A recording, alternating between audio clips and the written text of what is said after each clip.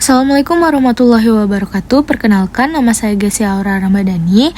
Jadi hari ini kita akan membahas tentang evolusi dan adaptasi. Nah, secara singkat, evolusi adalah proses perubahan makhluk hidup atau spesies yang terjadi secara bertahap dalam jangka waktu yang sangat-sangat lama, bisa ribuan bahkan jutaan tahun. Perubahan ini terjadi karena mereka harus beradaptasi dengan lingkungan yang juga terus berubah.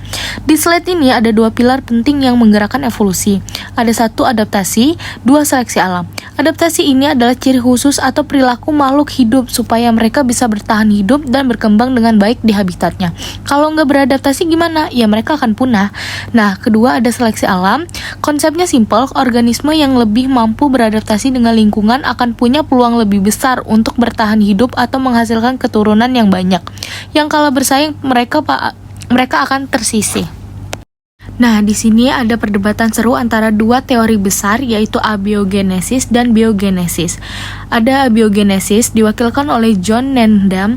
Bisa dilihat fotonya yang pakai baju merah muda. Teori kuno ini percaya kalau makhluk hidup itu muncul begitu saja dari benda mati, secara spontan. Contohnya ulat muncul dari daging busuk atau tikus muncul dari kain kotor. Nah, selanjutnya ada biogenesis, mematahkan teori kuno abiogenesis. Eksperimen Reddy dan Pasteur membuktikan makhluk hidup hanya berasal dari makhluk hidup sebelumnya. Selanjutnya ada evolusi kimia, teori Oparin dan Haldane menyatakan atmosfer purba yang terkena petir membentuk zat organik dibentukkan oleh Stanley Miller di laboratorium yang berhasil membuat asam amino. Lanjut ada teori Lamarck. Dia berkata jerapah lehernya memanjang karena terus-menerus direnggangkan untuk makan, lalu sifat baru diwariskan.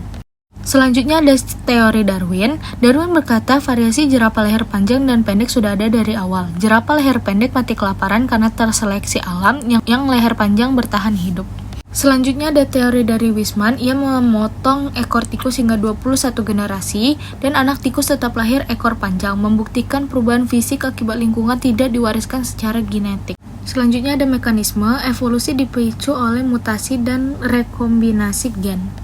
Selanjutnya ada hukum Hardy-Weinberg. Frekuensi gen dalam populasi akan konstan jika populasi besar, tidak ada migrasi, tidak ada mutasi, tidak ada seleksi alam, dan perkawinan acak.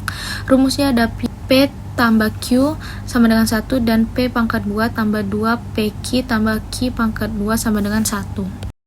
Di sini ada allopatric, terjadi karena populasi terpisah oleh sekat geografis, gunung atau laut, dan ada sympatric, terjadi di wilayah yang sama biasanya karena isolasi, tingkah laku atau waktu kawin.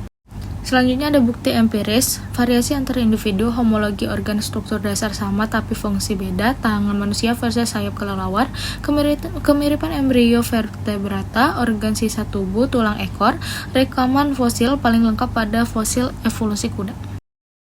Progressive evolution, definisi satu spesies revolusi menjadi banyak bentuk baru demi menyesuaikan diri dengan lingkungan yang berbeda.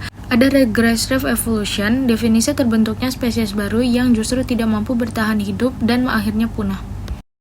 Ada convergent evolution, spesies yang tidak berkerabat dekat mengembangkan ciri fisik yang mirip karena tinggal di lingkungan atau menghadapi tantangan alam yang serupa. Nah, di sini ada contohnya kesamaan tentang paus orca dan hiu karang. Selanjutnya ada sexual selection. Merak betina selalu memilih jantan dengan bulu paling indah dan mencolok. Di sini ada tahap ke-1, merak betina hanya memilih jantan berbulu cerah dan mencolok. Ada tahap 2 di generasi berikutnya. Pilihan ini menghasilkan populasi jantan yang mayoritas berbulu lebih menarik. Ada tahap 3, standar pilihan betina terus meningkat, membuat sifat ekor paling megah menjadi dominan. Sekian dari presentasi saya hari ini. Maaf jika ada salah-salah. Saya akhiri. Wassalamualaikum warahmatullahi wabarakatuh.